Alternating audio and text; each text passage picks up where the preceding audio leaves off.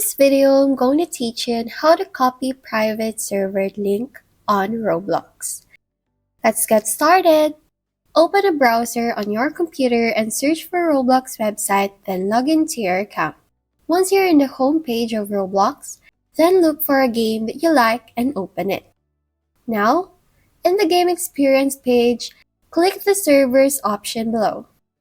Next, let's try to create a server first. Click the Create Private Server button.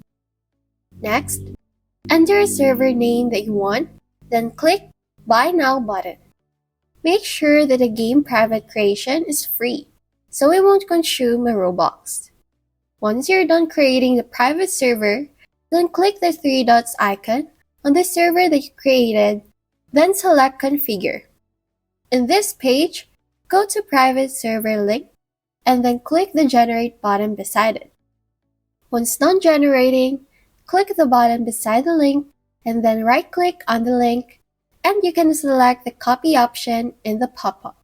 Now, the private server link has been copied to your clipboard, and you can now share it to your friend for them to join you on the private server on that game experience. That's about it.